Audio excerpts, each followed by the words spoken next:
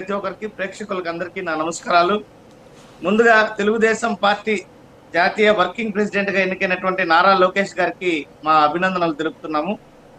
ఈరోజు మీరు తీసుకొచ్చినటువంటి అంశం ఏదైతే ఉందో వారసత్వ రాజకీయాలు అన్నది ప్రజాస్వామ్యంలో చాలా మంది కూడా వ్యతిరేకించేటువంటి పరిస్థితి.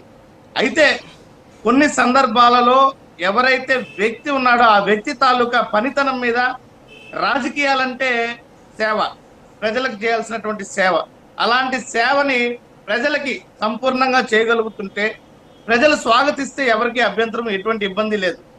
అయితే ఇంతకుముందు కార్తిక్ గారు తీసుకొచ్చినటువంటి చర్చ, నారా లోకేష్ గారు చాలా కష్టపడ్డారు, చాలా ఇబ్బందులు ఎదుర్కొన్నారు, రాజకీయాల్లో ప్రతి ఒక్కరు చేసేటువంటి పని అది. అయితే ఇక్కడ జగన్మోహన్ రెడ్డి గారితో పోలిస్తూ జగన్మోహన్ రెడ్డి గారికి లోకేష్ గారికి సరిపోతుంది, రాబోయేటువంటి రోజుల్లో పోటాపోటీ వీరి మధ్య ఉంటుంది అన్నారు.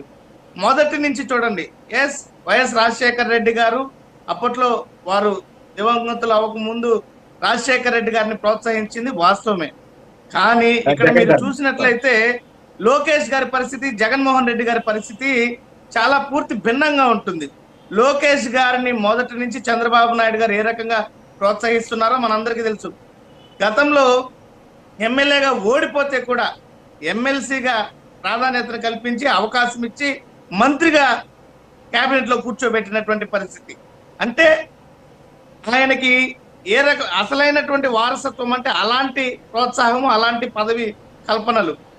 పదవి అంటే ఏదో రాజకీయాల్లో పార్టీ ఉంది కదా, మనకు వచ్చింది కదా, ఆ రకంగా తీసుకుని ముందుకు రావడం వేరు. ప్రజలతో మమేకమయ్యి ప్రజల కష్టాలను తెలుసుకొని ప్రజల ఆమోదంతో వచ్చేటువంటి పదవి, రాజకీయం వేరు. జగన్మోహన్ రెడ్డి గారు దాదాపు 2800 కిలోమీటర్ల పైచీలకు పాదయాత్రను చేసి అన్ని వర్గాల ప్రజలందరినీ కూడా కలిసి పార్టీ పెడతానే ముఖ్యమంత్రి అయిపోలేదు జగన్మోహన్ రెడ్డి గారు. సింపతి అనేదేమి, పార్టీ పెట్టినప్పుడే ముఖ్యమంత్రి అయిపోయిండొచ్చు కదా, అదే సింపతి ఉంటే.